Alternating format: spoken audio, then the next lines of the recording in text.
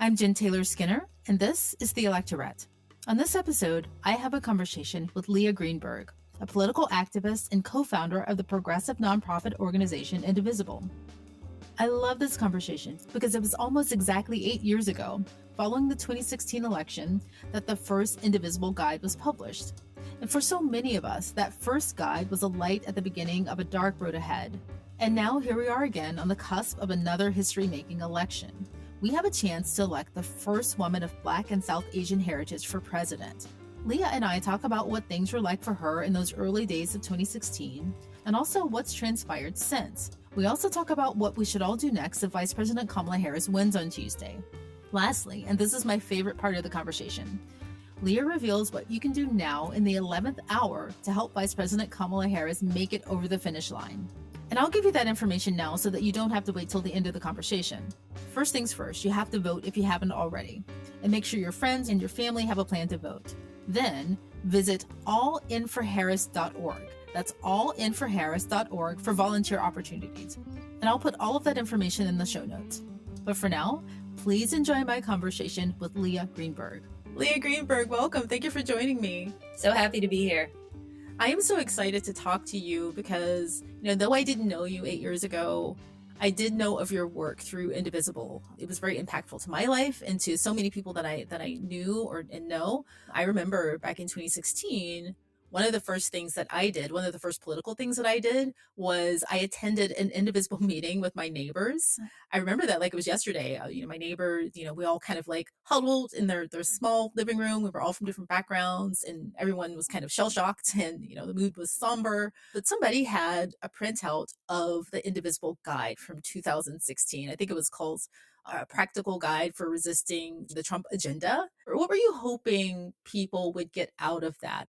Yeah, absolutely. Well, our wildest dream was that it would show up in a meeting like yours, right? When we got it started, my background is that I had been a congressional staffer very early in my career. I'd worked for Tom Perriello, who was a Democrat representing a really red part of Virginia in the early Obama years.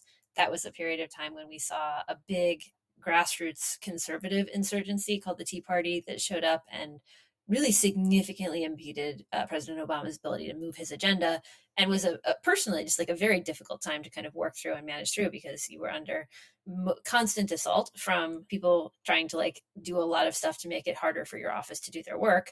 And, for the 6 years after that time, I had mostly just thought of it as like a particularly bad work experience. But then when Donald Trump was elected, I, like a lot of other people, was suddenly cast into this moment of, what are we going to do? How are we going to stop this? What power do we have? And the idea for taking that model, for replicating what had been done under the Tea Party minus the violence and the racism, came to me and my husband, who'd also been a congressional staffer.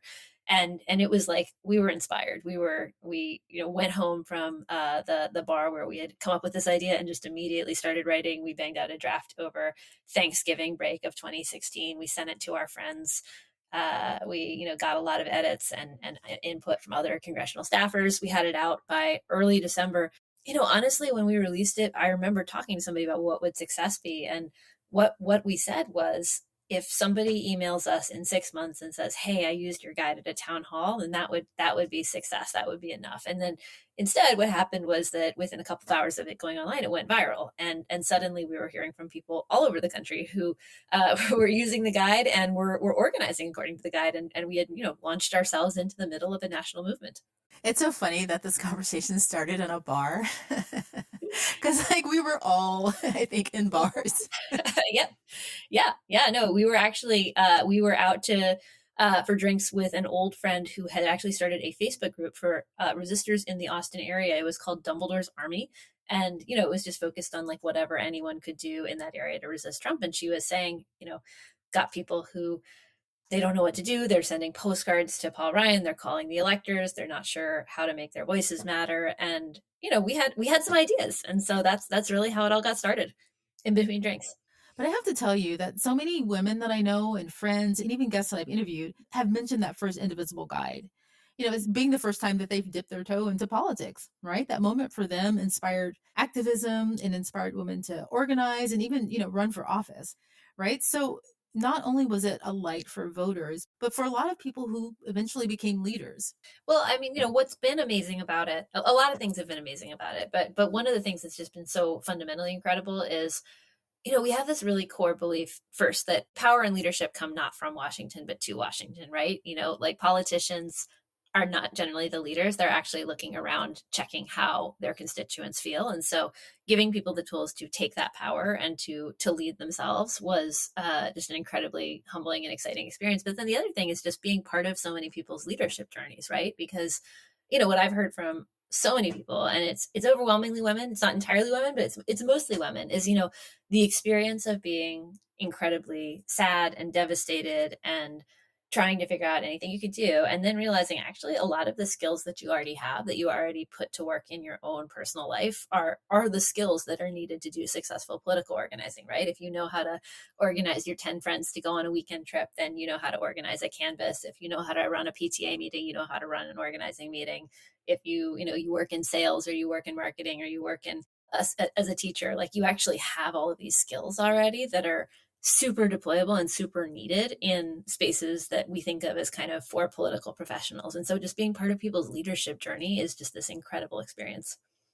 So here we are, 8 years later, and you have a pinned tweet. Sorry, can I read your pinned tweet from your Twitter page? And it perfectly describes this moment. It says, "The ticket is incredible. The coalition is unified. The vibes are immaculate. The opposition is weird. Let's go win this thing." And it perfectly described this moment. And I love it, especially the part about the coalition being unified, because that is something that I think we can all feel. And not only is the coalition unified, but it's really big, right? It was a huge, huge tent that Democrats have built over these past few months. So, but there's been some criticism over how Democrats have grown their tent. And I'm old enough to remember from both sides President Obama being criticized for not successfully being able to reach across the aisle, right? I mean, that's something he campaigned on. And when that didn't happen, when there was lots of resistance from Republicans, I mean, they wouldn't really work with us on anything. He was criticized for that. And so I just want to know if you think that criticism now that Vice President Kamala Harris has successfully built this really large coalition from everyone from AOC, Alexandria Ocasio-Cortez, to Liz Cheney, is that criticism warranted? Well, look, I think that the question of coalition building, like, I think there's a question of, do you reach out to everyone? And then there's a question of kind of, what are you giving to build up your coalition, right? And I think what we've seen with Kamala Harris is that she is actively making clear that everyone is welcome in her coalition. And like, that isn't always what that means. Is that not everybody is going to agree with each other. Not everybody's going to like each other. That's okay. This is the pro democracy coalition. So if you're united based on that foundational commitment around some basic principles of how our democracy should continue to exist, then you are welcome inside of that group. And so, when I see the stuff with, like, Liz Cheney, for example, do I agree with Liz Cheney on a whole host of issues? No, absolutely not. Do I agree with Dick Cheney on a whole host of issues? Basically nothing. And also, I think the power of them coming into this coalition is that they are saying, we don't agree with her on nearly anything, and we're here because democracy is on the line. So creating that permission structure for other people to say, like, is she my favorite politician of all time? No, democracy is on the line, though. So this is the only actual option. I think that's really important. And I say that as somebody who spent a healthy part of my teenage years protesting Dick Cheney. That's right. I mean, if you are a younger voter right now, maybe in Gen Z, or, an older Gen Z, you may or may not remember the Cheneys or even know them in that context. But if you are of a certain age, you very much are familiar with the Cheneys. And the incredible thing about this moment is that Harris has not conceded any of her values or any of her positions to gain their support. She unveiled the agenda for Puerto Rico and for Black men. And, she's going full steam ahead on all of these issues that she would have before, that perhaps she would not have gotten support from the other side on. And so she hasn't conceded anything, but yet she's been able to build this really large coalition, including people like Liz Cheney. Right, right. That's right. And it is one thing to say, what are you giving up to get someone in your coalition? And then it's another thing to say, like, are you willing to welcome people into your coalition if they're coming on your terms? And she is putting real effort into bringing people in, but she's not shifting policy to do so. And that's fundamental. And I don't think either of us can really answer this question, but just maybe give an opinion. Do you think that this will hold past November 5th? Well, look, I think there's a set of long-term questions for people who are on the center right around what would it mean to actually build a meaningful self-identified political movement of never Trumpers, right? Because fundamentally, and this was an ongoing challenge throughout the first Trump term as well. I think there was often more elite energy around being never Trumpers than there was a base. And so you would have a lot of commentators who are clearly opposed to Trump, or a lot of professional Republicans or former Republican politicians who really identified with that label, and not a lot of evidence that they were capable of delivering voters, right? And so this is a test in some ways of, a really intentional outreach campaign to a big population of people that the campaign has identified as, peeling off some of what they're calling Haley voters. And if it works, then I think that's powerful. And I would look to some of those people who've been really involved in the Never Trump movement to try and figure out, how do you continue organizing those folks to be an actual organized group. I don't, obviously it's not my job as somebody who comes from a different wing of the party, but I think it is healthy to have organized political power built by people who are part of the coalition, even if they're not my people. I'm hoping that we will see a return of legislation that both parties should be able to agree on, that have nothing to do with partisanship, right? That, things based in science, for example, like climate change, right? That's a big one. Or how we handle pandemics. I mean, we couldn't get anything, with this gridlock in Congress. So I'm hoping that what's happening right now in the campaign will carry over past November 5th. And, we can disagree on some things, but just the basic things like, saving humanity from, the climate crisis is one of them that I hope we can, we can agree on. It's a laudable hope. I hate to be the bad news bearer in the conversation, but what I would say is that I think unfortunately we're in an era where the modern manifestation of the Republican Party is simply not set up to do that kind of common sense agreement on anything that requires a shared analysis of what climate change is and why it happens. And really, like on a fundamental level, anything involving some stuff that you and I probably think of as fundamentally nonpartisan good government stuff, right? Like, we've entered an era in which the idea that everyone should be able to vote is being coded as partisan, which is wild, right? That would be up for partisan contention, and yet it is, right? We've entered an era in which a lot of things that we just shouldn't think of, that we should be able to keep in that common sense bucket simply aren't. And frankly, like what I'm fairly worried about if we win the presidency but not either the House or the Senate is a campaign of sabotage similar to what we saw with President Obama for Vice President Harris. And so I think that we've got to be prepared, and all these folks who've gotten newly activated around electing Vice President Harris, we got to be prepared to defend her once she's in office, and to push for a really ambitious legislative agenda, and at minimum to hold off harm from the ways in which Republicans will seek to sabotage that agenda. Right. Another example would be women risking death because they become pregnant. That seems like something that we should be able to agree on, but apparently that's not really on the table right now, unfortunately. And speaking of a gridlock and sabotage, one of the things that I have noticed in the campaigns, Kamala Harris's campaign, in the plans that she's put forward, is that it looks like she is trying to, or will try to work a lot with the private sector, which should hopefully get around a lot of that gridlock and sabotage. For example, if you look at the economic and opportunity plan for Black men, one of the things that she says is she wants to encourage banks, right, to open up more lending, and wants to encourage private companies to work with a more diverse group of people to give them lending or to support their ideas. I'm hopeful that she is aware of the sabotage that may be ahead of her, and is finding ways to work around that. I think that'll be really important. I think that I think a lot depends on what we ultimately end up with in terms of congressional majorities, where we end up in the House, where we end up in the Senate. But I think fundamentally she is going to be in a fairly difficult position if she's the first incoming president in generations who does not come in with a united House and Senate behind her. And it will call for like some creative operating in order to meaningfully deliver. I know in 2016, we saw a lot of first time activists and volunteers and, people becoming active in politics who had not before, right? They started organizations, they ran for office, and that was really beautiful, right? Do you see something similar happening now? And it just anecdotally, I see that happening, since Kamala Harris moved to the top of the ticket. And I'm just curious as to what you're seeing around you on the ground. I would say we are absolutely seeing and in the middle of a movement moment there. I think it was clear really within about 24 hours of President Biden announcing that he was going to be dropping out of the race that, what people had initially predicted would be kind of a muted reaction was actually just like an enormous outpouring of enthusiasm and excitement for Vice President Harris.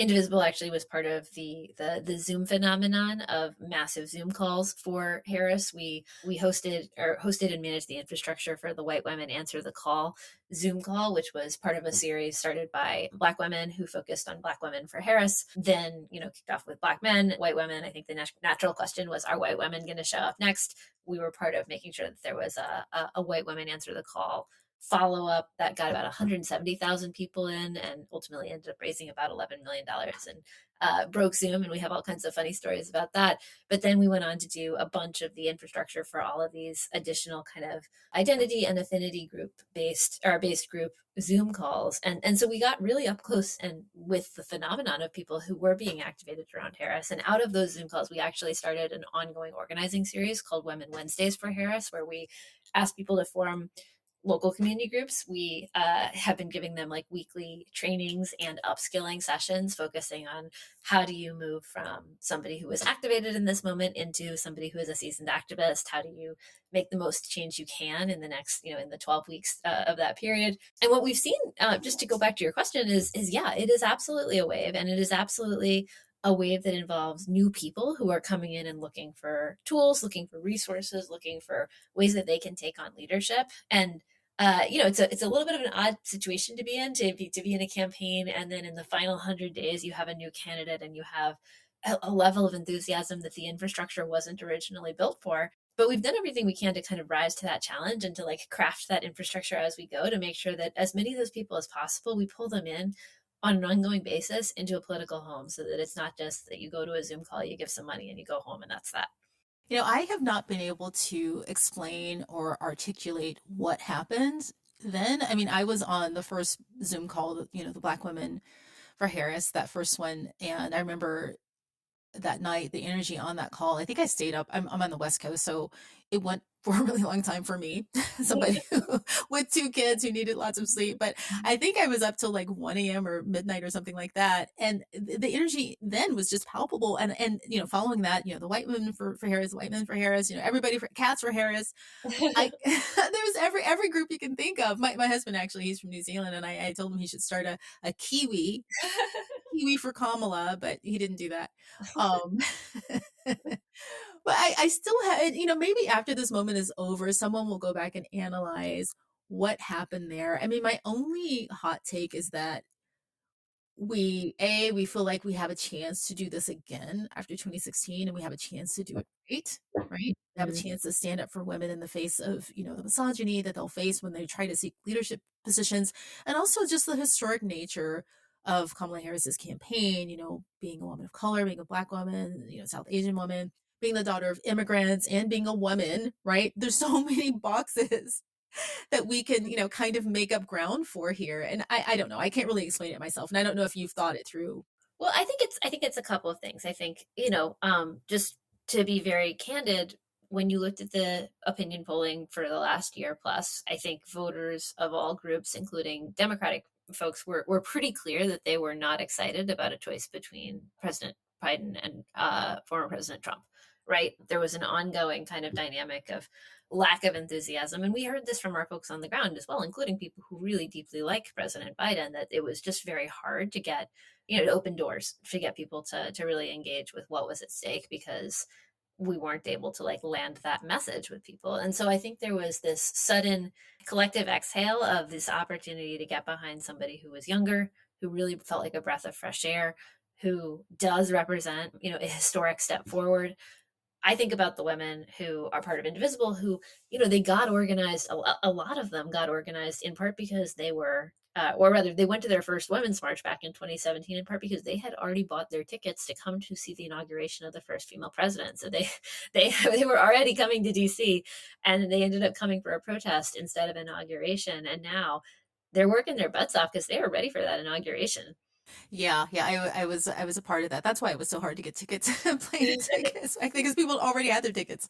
Right. Yeah, I was probably a part of that group. I remember because I think it happened at the end of July, if I remember correctly. And I was trying to organize people to do something, to organize phone banks or something, and nothing was happening. It was so hard to get people. Even if they had nothing, even if they supported President Biden, there was just no there was just not a lot of energy there. And then there was like a veil was lifted and everybody was fired up. So, we'll probably analyze this for years and years to come. Oh, people will write books about it, it's a political scientist's like dream to have this kind of data set of like an abrupt candidate swap and all the conditions remain the same. I'm sure it's gonna like lead to a whole bunch of fascinating new insights about how campaigns work. So what are you seeing on the ground in places like Pennsylvania and Arizona? Because I've heard that the ground game in Pennsylvania is off the hook, right? I've seen people, posting their canvases on TikTok and just, it's everywhere. What are you seeing? Yeah, we're seeing a huge amount of enthusiasm across the board. I would say, I was in Bucks County, Pennsylvania earlier a couple weeks ago for a reproductive freedom forum hosted by our folks in Indivisible, Bucks County. The event was packed with new, eager volunteers who were excited about defeating Brian Fitzpatrick, who is the congressional representative there. Excited about beating Trump. Bucks County obviously is a really crucial swing county in Pennsylvania, and is it's pretty important. And what I heard from people as well was just they're when they are knocking on doors, they are getting really engaged and enthusiastic responses. And I've heard that from a couple of places, like just in the last week, talking to people in Michigan, talking to people in Georgia. Folks have been pretty consistently reporting very good experiences at the door. And that's important. That's definitely not what they were reporting 9 months ago. And that's not what a lot of people were reporting in 2016. So what I would say overall is that the reports we are getting from the ground are significantly more optimistic than the tenor of a lot of the mainstream media, which is, at this point just kind of hashing out the tiniest differences in polls. So I know that you have a new neighbor to neighbor program, and I'm curious as to, what that is. Is it and how is it different from what you've done in the past? And can people still get involved, at the 11th hour? Yeah, absolutely. Well, so I'll start about the basic premise governing neighbor to neighbor, and then I can talk about how to get involved. But the basic idea is that face to face conversations with trusted messengers like neighbors are a really crucial tool for turning people out to vote, because when you're thinking about low propensity voters, trust in ads, trust in media, and candidates' own words are at an all time low. And so reaching them with somebody who is a real person based in their community can be a powerful and unique contribution to getting them out to vote. So that's the basic idea behind it. Now, how does it work? If you sign up for neighbor to neighbor program with us and you're in a swing state, a swing presidential state, Senate state, congressional district, in a place where there's an abortion referendum ballot initiative on the books, if you're in any of those places, you sign up, you give us your address, we give you the names of 10 voters in your immediate area, like within, a few blocks of your house, who are low propensity Democratic voters. And so your mandate is to go talk to those folks, ideally a couple of times, have a friendly conversation with them. Identify yourself as a neighbor. You let them know that you're hoping they're going to vote and why you're going to be voting, et cetera. You come back a couple of times before the election is over. What we found when we tested this in 2022 was that it was the most effective electoral intervention that we have ever run. It was almost twice as effective, or rather, it was twice as effective as most meta-analyses of traditional canvassing. So that was a huge result, and based on that, we wanted to roll it out nationwide for 2024 because these are incredibly tight elections. The difference of a couple of thousand votes can be the difference between a presidency and defeat. We wanted to make sure that we were employing new tactics that don't duplicate what a campaign is already doing, and that allow us to really reach people for kind of the gold standard of meaningful relational conversations. So this cycle, we're aiming to hit about 200,000 households across those swing states by November 5th. If you have not signed up, it is not too late. Go to allinforharris.org. We would welcome additional signups in those places. We really want to hit that 200,000 person target because fundamentally, these are the people that we're going to need to turn out. And if we get them out, we're going to win. I really love that. That's really, really smart, right? And if you are someone who has not done canvassing because you're nervous about, just talking to people, strangers that you don't know, this sounds great, right? You can just talk to your neighbor and, you just give them the address and they know where to go. I love it, actually.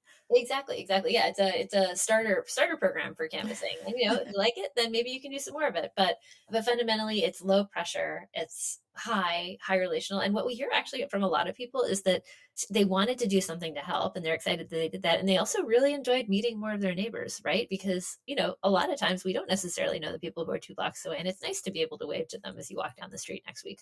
Exactly. You'll have a new, buddy for coffee, maybe, or something more. Who knows? Um, and hopefully these, they're building mini coalitions in neighborhoods across the country that will carry us into, 2028 and beyond. So that's really great. So what do you need from people between now and November 5th? Aside from voting is a baseline, but beyond that, in your neighbor to neighbor program, people listening, what should they be doing? Well, we need you to vote. We need you to sign up for Neighbor to Neighbor. If you're in the right states, we need you to talk to your networks, right? So we need you to think about who in your life might be on the fence about who they're voting for, who in their life might be on the fence about voting at all, and just making sure that all those folks are getting, continued, sustained, patient touches around the importance of voting and what is on the line with Harris versus Trump this cycle. I think, there's a ton of volunteer opportunities over and above the ones that we're encouraging folks to do. So obviously, once you're done with your neighbor to neighbor, go get plugged into a local campaign, figure out what they need in terms of canvassing, phone banking, et cetera. There are a lot of opportunities. And if you do go to allinforharris.org, we do have other opportunities in addition to neighbor to neighbor. We've got phone banks, text banks, et cetera. We are happy to get you set up with something that makes sense for you based on where you are and what you're able to do. But fundamentally, I would also just say I think the best thing you can do is identify what kind of action you can take and take it, because we are in a period of time, and I recognize this, where a lot of people think that paying really, really intense attention to the polls is a form of, a form of activism, and it is not. It is a form of anxiety production. And so what you really need to do is figure out how to move away from consuming news and doom scrolling and how to move into some kind of productive action taking. I love that. And about the polls, it's becoming exhausting for me. Just watching those polls so closely and listening to people kind of, go on and on about the polls and kind of, getting anxious over them. There are other indicators as to whether a campaign is successful or not. And some of those indicators you can only feel when you're on the ground, right? So 100%. I mean, what I say is I have never seen anybody reduce their anxiety by paying more attention to the polls. We all wish there was that one poll that would come out that would tell us, like, yep, you're going to win. And it's not going to come out today. It's not going to come out tomorrow. Your best bet is to go knock some doors. there you go. That's the best advice I've heard. All things considered, what is going to happen if we win, especially if we win big? Like we get that trifecta you were talking about earlier. What's going to happen? Yeah. Well, first we celebrate. First, we have a really big party because we will have defeated once again Donald Trump, an enormous threat to our democracy. So, first we pat ourselves on our back and we celebrate in whatever way is most fulfilling to you. But then, second, we've got an enormous opportunity on our hands, right? If we've got a Senate majority, or if we've got 50 votes in the Senate, we have this incredible opportunity to restore reproductive freedom, or to advance reproductive freedom. We have an opportunity to pass voting rights and democracy reforms that make our country fairer and more just, and our democracy more functional, and protect us against the threat of MAGA extremism. And we have the opportunity to pass a game-changing economic agenda that really delivers for our families in terms of care, in terms of healthcare, in terms of the tax system. We just have the chance to enact a meaningful agenda that will make a difference in people's lives and protect our freedoms. All that starts basically the day after election day, because one of the things that we do know, and we love Democrats and we push Democrats, is that you've got to continue to have outside pressure if you really want to deliver on your promises. What we want to make sure is that folks who we get into office are actually going to do the things that we campaigned for them, the things that they promised. And that starts basically the day after election, cheering people on and also making sure they understand that now that they've gotten those seats, we expect them to deliver. We expect them to reform the filibuster so that we can move the kind of transformative legislation that we need. We expect them to deliver reproductive freedom and democracy reform and voting rights in the first 100 days. We expect them to go big on an agenda that actually really delivers for all of us. And so it's an incredible opportunity. I'm not sure everybody understands how close we are to those things being very possible, but we're really close. We are if we just hold the Senate, then and win the presidency, then we're going to be there. Hold the Senate, flip the House, and win the presidency, then we're going to be there.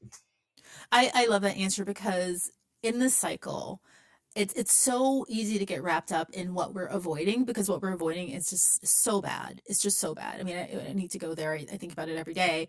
But there is also on the other side this incredible opportunity to just, for example, you mentioned, restoring Roe v. Wade, but honestly, we're going to go past Roe v.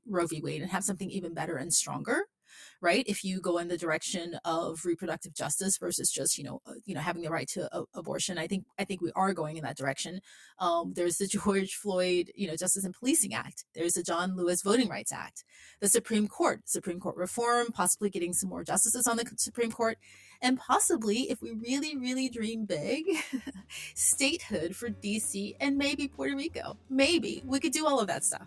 Yeah, look, there's just an enormous amount of potential if we're able to win big in this cycle. And it starts with winning those majorities, and then it goes on to putting those majorities to work. Yeah. Well, Leah Greenberg, thank you so much for joining me. Thank you for all of your work over these years, and for, back in 2016, giving us, a little bit of light in that dark, dark place. And just thank you so much, and onward. Oh, it's a pleasure to be here. Thanks to you. Thanks for everything you're doing. And to listeners, thanks to everything you're doing.